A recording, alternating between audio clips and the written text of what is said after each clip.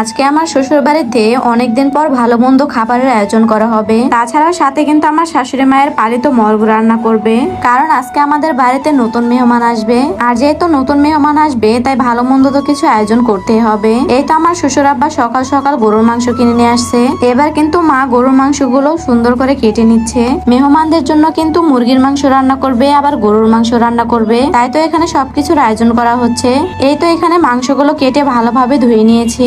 আমি আজকে আমার শাশুড়ি মাকে হেল্প করছিলাম আর সে রান্না করবে। সাথে পেঁয়াজ রসুন এগুলো কিন্তু কেটে নিয়েছি। এদিকে মা গরম পানি বসিয়ে দিয়েছে, এগুলো কিন্তু পরবর্তীতে মাংসে ঝোল দেওয়া হবে। এতে কিন্তু গরুর মাংসটা তাড়াতাড়ি নরম হয়ে যাবে। যাই হোক, এবার মাংসগুলো মশলা দিয়ে মাখিয়ে নেবে।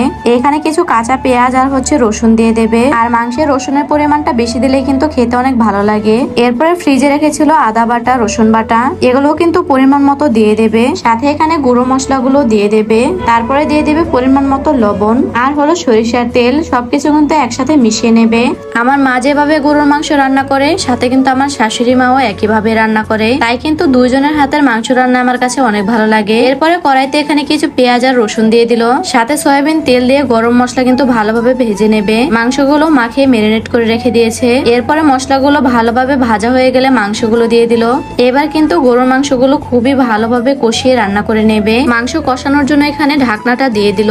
এর মাঝে চলুন আপনারা আপনাদেরকে কিছু প্রোডাক্ট দেখানো যাক। এবার ঈদের মধ্যে আমি অনলাইন থেকে মেকআপ আইটেম নিয়েছি। এত কম দামের মধ্যে এতগুলো মেকআপ আইটেম, আমি তো অবাক হয়ে গিয়েছি। অবাক হয়ে তো আমি অর্ডার করেই ফেললাম। আর এই যে আমার হাতে চলে এসেছে আজকে। এখানে তো মোট 3টা প্যাকেট ছিল। আমি একটা একটা করে খুলে দেখছিলাম। প্রথমে আমি এই যে এই প্যাকেটটা খুলে দেখছিলাম। এটার ভিতরে ছিল একটা আইশ্যাডো প্লেট আর একটা ব্লাশ অন। তারপরে আমি আরেকটা প্যাকেট খুলে নিচ্ছিলাম। এটার ভিতরে জিনিসগুলো দেখে তো আমি অনেক বেশি অবাক হয়ে গিয়েছি। এখানে হ্যান্ডেনের একটা লিপস্টিকের বক্স ছিল। আর এটা মনে হয় আইল্যাশ লাগানোর গাম। যাই হোক, যদিও আমি সব সময় আইল্যাশ ইউজ করি না, তবে কোনো এক সময় এটা কাজে লাগবে। সাথে ছিল একটা প্রাইমার, মানে মেকআপ করার জন্য যা যা প্রয়োজন সবকিছুই কিন্তু একটা প্যাকেজের মধ্যে রয়েছে। এখানে ছিল একটা ব্ল্যাক কাজল আর একটা হোয়াইট কাজল, দুইটাই কিন্তু খুবই দরকারি জিনিস। পরে আমি 3 নাম্বার ব্যাগটা খুললাম। এটার মধ্যে তো আরো জিনিস ছিল, মানে ফেস পাউডার থেকে শুরু করে যা যা প্রয়োজন সবই আছে। সব থেকে ভালো লেগেছে আমার ফাউন্ডেশনটা। সবগুলোই কিন্তু ভালো ব্র্যান্ডের, একদম হাই কোয়ালিটি। আপনারা কিন্তু নিজেরাই অবাক হয়ে যাবেন এত কম প্রাইজের মধ্যে এতগুলো মেকআপ আইটেম। এরপরে আমি ফাউন্ডেশনটা খুলে দেখছিলাম এটা কেমন ভিতরে।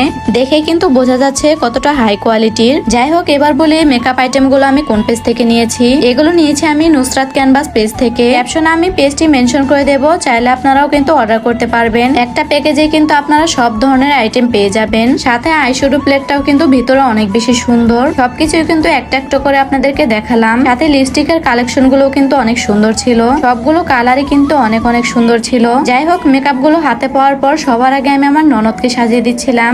ননদ বলতে এটা আমার কাকা শ্বশুরের মেয়ে। ও কিন্তু মাঝে মাঝে আমার কাছে আসে সাজার জন্য। আর আমার নিজের যেহেতু মেয়ে নেই, তাই আমি ওকে সাজিয়ে দেই। বাচ্চাদেরকে সাজিয়ে দিতে আমার কাছে অনেক অনেক ভালো লাগে। যাই হোক, চলে আসলাম আবারও মেন ভিডিওতে। এদিকে কিন্তু গরু মাংসগুলো কষানো হয়ে গেছে, যার কারণে আগে থেকে যে গরম পানি করে রেখেছিল এগুলো দিয়ে দিল। এবার কিন্তু মাংসগুলো সময় নিয়ে রান্না করে নেবে কিছুক্ষণ। আরেকদিকে গুড্ডুর বাবা মিষ্টি নিয়ে আসছে বাজার থেকে। মিষ্টিগুলো মেহমানদের জন্য সাজিয়ে রাখবো। এখানে কিন্তু 2 রকমের মিষ্টি নিয়ে আসছে, তাই আমি 2টা প্লেটের মধ্যেই কিন্তু 2 ধরনের মিষ্টি নিয়ে নিলাম। তাছাড়াও সাথে কিন্তু আরো কিছু ফল ফ্রুট কেটে নিয়েছি। আর হ্যাঁ, এই ভিডিওটা কিন্তু ঈদের আগের ভিডিও, যেহেতু তখন রমজান মাস ছিল, যার কারণে সন্ধ্যায় আয়োজন করেছি আমরা সবকিছু। আর এই তো সন্ধ্যার সময় কিন্তু সমস্ত মেহমান চলে এসেছে। মেহমানদের সাথে সাথে কিন্তু আমার মাও এসেছে আজকে। আমার মা যতবারই আসবে সাথে কিন্তু এরকম আমার ছেলের জন্য একটা পোটলা থাকবে, মানে সাথে একটা বাজারে ব্যাগ থাকবে তার। আর এখানে সে ঘরের জিনিসগুলো নিয়ে আসবে, মানে এখানে আমার ছেলের জন্য গরুর দুধ নিয়ে আসছে, সাথে মাছ রান্না করে নিয়ে আসছে, আবার পায়েস রান্না করে নিয়ে আসছে। এগুলো দেখলে কিন্তু অটোমেটিকলি মনটা অনেক বেশি ভালো হয়ে যায়।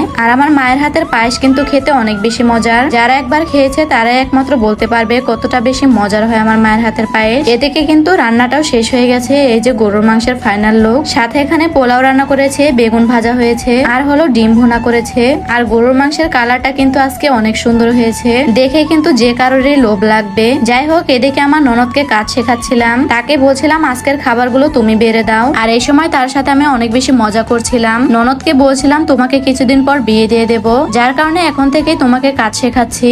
আর আমি এত কিছু বলি তবুও কিন্তু একটু মাইন্ডে নেয় না, সব সময় কিন্তু আমার সাথে ফানি ভাবে চলে। যাই হোক, আজকে ননদ ভাবি দুইজন মিলেই কিন্তু আমরা বেড়ে দিচ্ছিলাম। এবার আমরা সবাই মিলে খেতে বসে যাব। সাথে আমার ননদই কিন্তু সালাদ গুলো কেটে নিয়েছে। এই তো সমস্ত খাবারগুলো কিন্তু বাড়া হয়ে হয়ে গেছে। আর খাবারের শেষে কিন্তু আমার মায়ের হাতের পায়েস খাবো আজকে। এই ভিডিওটা এই পর্যন্ত শেষ করছি, চলে আসবো অন্য একটি ব্লগ ভিডিও নিয়ে।